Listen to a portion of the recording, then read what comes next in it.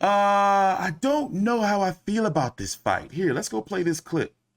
I mean, we know it's going to be funny. We know it's going to be hilarious.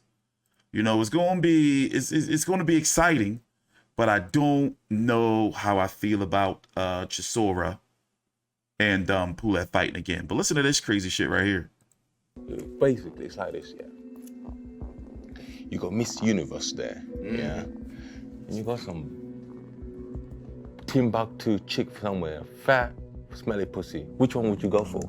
Would you rather wake up for and get hard on for? I'm getting my hard on for you.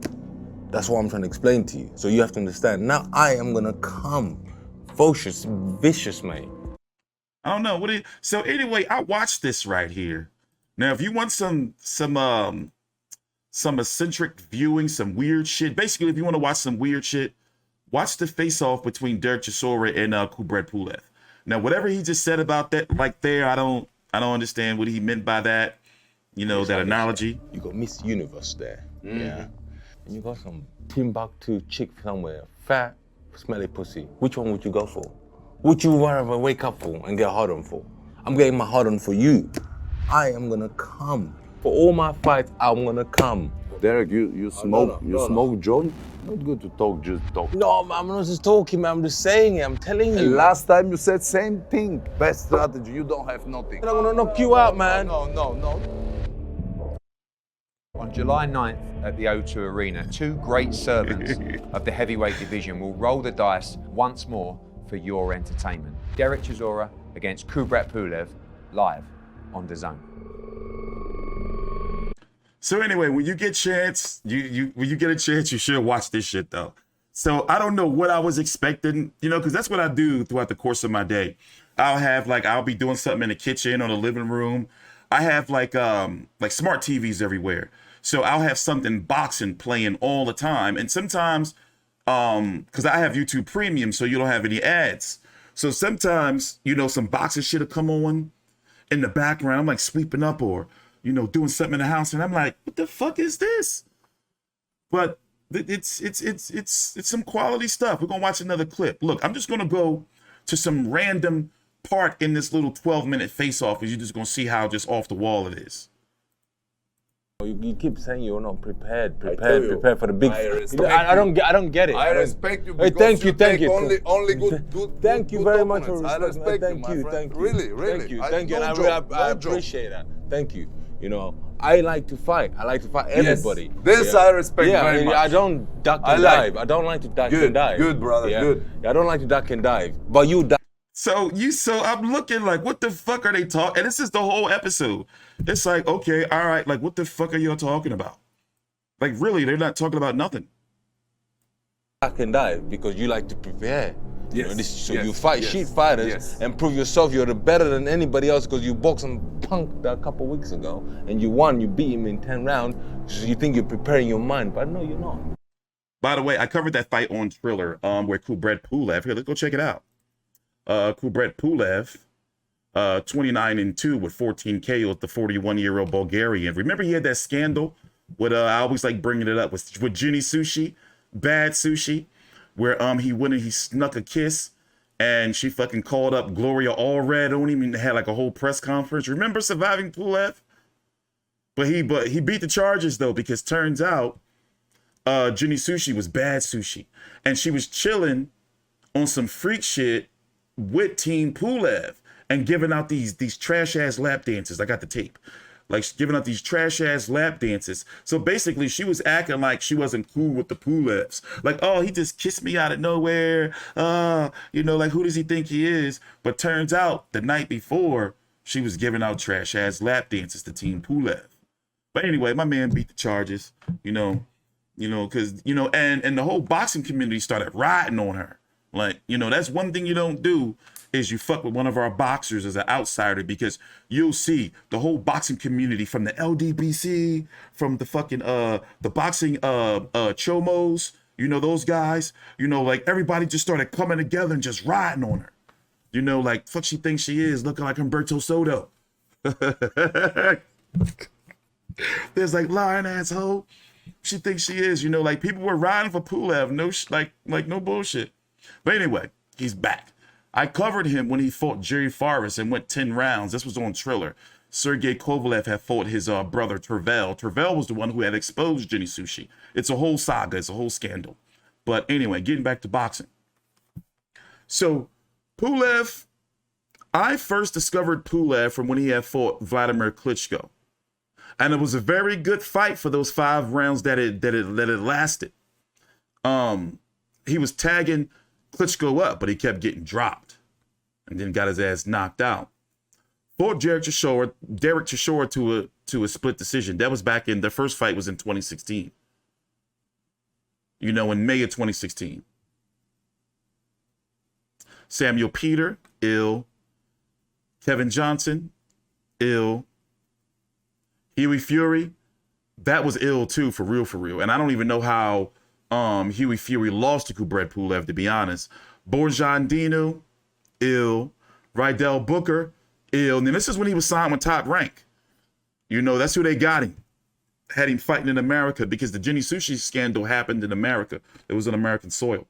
And then he got Anthony Joshua, and he was on some barbarian shit, you know, and ended up getting stopped in 9.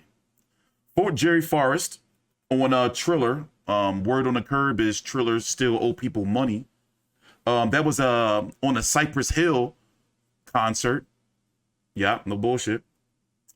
And now he's fighting Derek Chisora, you know, in a fight that was announced like 3 weeks ago.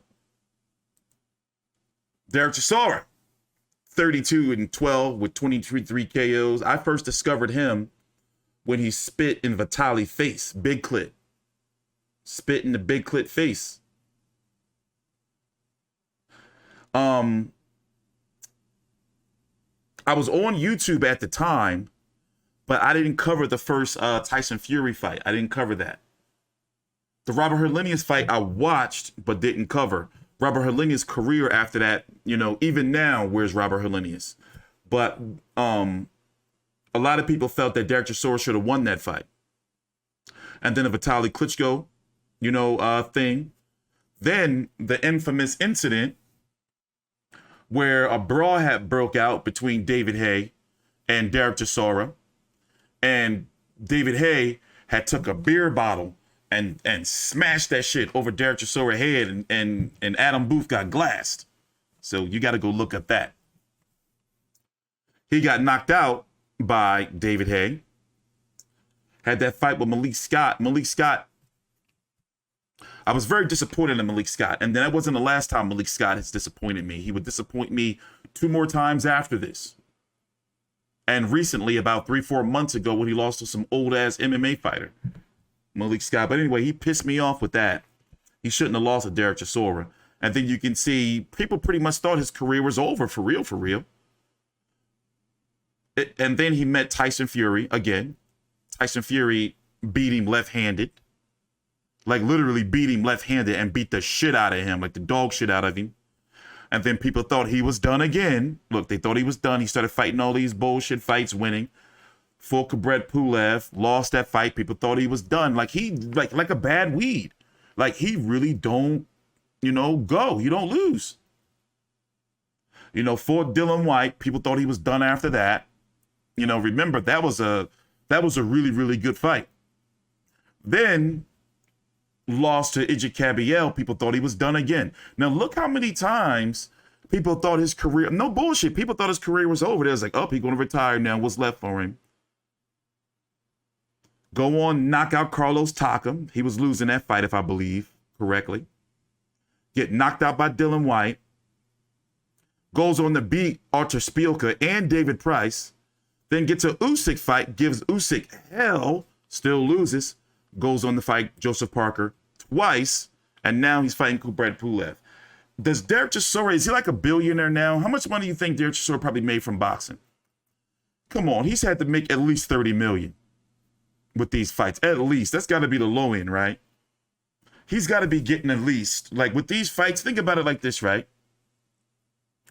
Between Usyk, Joe Parker, the 2 fights, and Pulev, he's got to be at least getting $1 million. 1.5, because these are some significant fights, and he's had lighting pay-per-views. But if he loses to Pulev, is he done? I don't know. So I'm done counting Derek Chisora out, and I'm done saying, like, all right, he's going to retire. Because every time he loses, he just come back and reinvent himself. But this undercard, though, I'm digging this undercard. Oh, by the way, who do I have winning? Something in my gut saying that Chisora's going to do it again. Wait, no, my bad. He lost that first fight. Well, something in my gut saying he's going to win. I don't know. He is, but he's a high-level gatekeeper, though. Because he keep getting big fights. But the undercard, though, I like the undercard. Let's go look at it. Let's go look at it. You got Israil Madrimov taking on Michel Soro. That is a rematch. Can someone tell me how the first fight went? Because I don't remember watching the first fight. I forgot what was going on. But I do remember that this was ordered because wasn't it a bunch of headbutts? Or was Madrimov fighting really dirty? This is going to be for the WBA bullshit title at 154 pounds. And the WBA is supposed to be eliminating these titles. Does Laura still have this belt at one? What's going on here? Is Madrimov and Soro supposed to be the WBA mandatory for Charlo?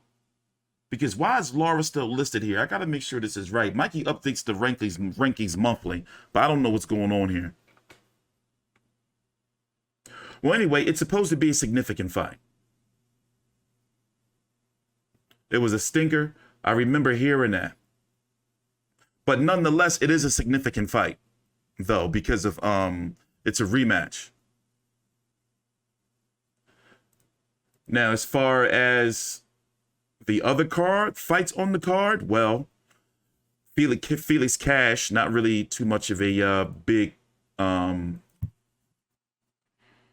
follower of him. But I have seen a couple of his fights and don't really see anything special, no disrespect. Well, this is not good. You got Fabio Wardley. They can't seem to find him quality fights. The heavyweight. 13-0 with 12 KOs. He's fighting a TBA. Nobody's available. And is he ranked yet at heavyweight? Let me see here.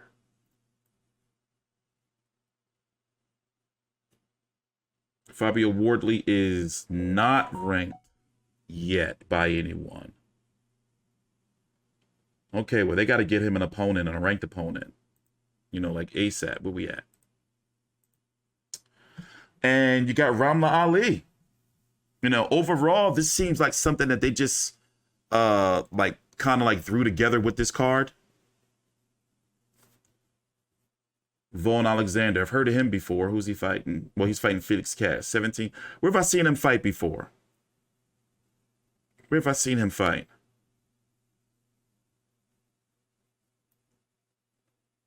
Did I see him fight Alim Kanuli? Alim Hanala, my bad.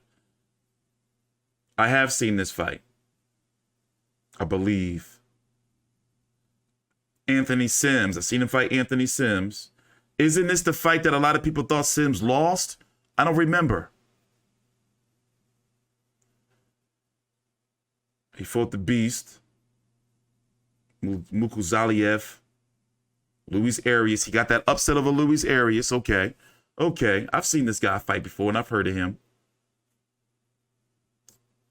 And that's it. So the fights to look out for on this card is Chisora versus Pulev, Madrimov versus Soro, Cash versus Vaughn Alexander. That could be, interesting. And for some prospect building fights, Fabio Wardley and Rama Ali. Who's she fighting? Who's this girl? 6-1, no KOs. Okay. Nothing there, but all right. Staying busy. So if I was to rate that card, I would rate it, a C+, I guess. And that's on a plus-minus scale. Nah, you know what? I'm going to rate that joint a regular C. It's not a C- or a D. I'm rating this joint a C. How would you rate this card from an A to C? I mean, an A to F. Be honest. On a plus-minus scale. Chisora versus Pulev. And we're going to make sure we do that, too, more. Rate these cards. Chisora versus Pulev. Madrimov versus Soro, Felix versus Vaughn Alexander, Fabio Wardley versus the TBA, Ramla Ali versus, I'm rating this joint a C. By the way, we're going to be back on Thursday at 6 p.m. and Friday at 6 p.m. On Thursday, we're going to be recapping the press conference for this card, whatever news of the day there is, and the card we're about to talk about next, which is Magsayo versus Ray Vargas, which is going to be on Showtime. And that's going to be 6 p.m. on Friday. We're going to be covering the weigh-ins and recapping those. And then on Saturday, I'm going to be here streaming during the main event of Chisora versus Pulev 2. And then later on in the day or the evening, I'm going to be streaming during the main event of Magsayo versus Ray Vargas. So take your time out. Like the video, subscribe. I am TstreeT Controversy with Fight View 360. The links to my social media are right down below in the description box. In fact, I'm going to put it up there for you so you know where to follow me at, along with my website, fightview360.com.